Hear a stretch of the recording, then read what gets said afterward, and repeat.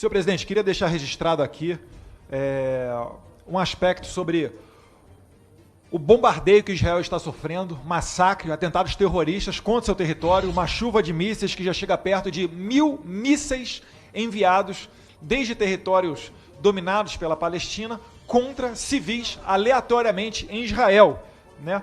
Todos nós sempre escutamos, e quase como clichê, que se Israel aceitasse dividir o seu território, haveria paz no Oriente Médio. Pois bem, Israel já tentou em 6 oportunidades, com generosíssimas ofertas de território para a autoridade palestina, e nunca chegou à paz.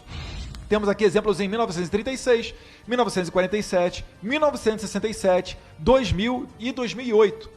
Até que, em 2005, senhor presidente, Israel, de maneira unilateral, deu um território para a Palestina, que é o território conhecido hoje como Faixa de Gaza.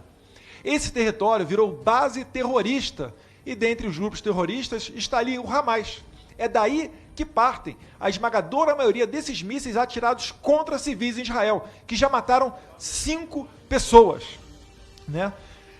E eu queria aqui também deixar registrado, senhor presidente, que Israel é tão misericordioso e respeita tanto os direitos humanos, ao contrário de alguns outros países, que desenvolveu um sistema chamado Iron Dome, que intercepta os mísseis que são enviados contra o Estado de Israel no ar. Isso porque antes dessa tecnologia desenvolvida por Israel, o que Israel fazia? Ela enviava o míssil de volta para o local de onde foi lançada a agressão. Só que por vezes os terroristas são tão canalhas que eles utilizam escolas como base de lançamento dos seus foguetes. E quando Israel mandava a sua resposta de volta, isso caía nas escolas e o derramamento de sangue era utilizado por esses inescrupulosos terroristas para dizer que Israel estava assassinando crianças. Então veja o quanto de injustiça que existe nessa história, senhor presidente. E eu digo aqui, os países que menos sofrem com o terrorismo são justamente os mais duros.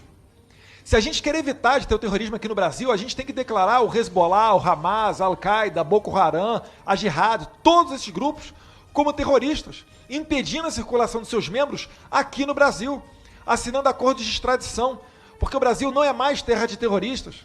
Graças a Deus já demos os exemplos, com César Battisti, 2 sequestradores paraguaios, pelo menos, que enviamos de volta, para mandar o recado que o Brasil mudou, e mudou para melhor.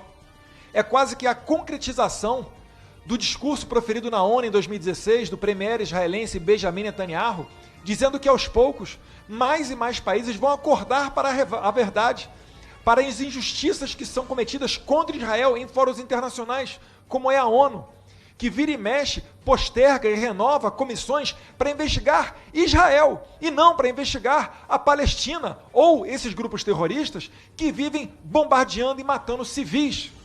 Imagina, senhores, e não é muito difícil da gente fazer esse exercício mental, você está caminhando na sua cidade, de repente sirenes começam a tocar porque está chovendo mísseis do céu. E aí quando você vai para a ONU ou alguns outros organismos internacionais, você que está caminhando na rua é da nacionalidade investigada. Um total contrassenso. Então eu faço apelo que outros países sigam o exemplo do Brasil e votem junto com Israel nos fóruns internacionais. Rendendo aqui minhas homenagens ao embaixador grande Yossi Shelley, que colaborou em muito nessa mudança de visão do Brasil. E uma sugestão para o presidente Aécio Neves. Em 2019, enquanto fui presidente aqui da Comissão de Relações Exteriores, assinei um acordo de cooperação inédito com o Congresso, com a Comissão de Relações Exteriores do Knesset, que é o Congresso de Israel. Esse instrumento assinado pode agora ser utilizado. Eu solicito, e farei isso de maneira formal, para que o presidente Aécio Neves solicite e envie uma carta ao Knesset de Israel perguntando sobre dados oficiais, número de mortes, de onde vêm os mísseis, quais grupos terroristas estão reivindicando esses atentados, para que, com essas informações em mãos, nós temos um debate mais claro aqui no Brasil.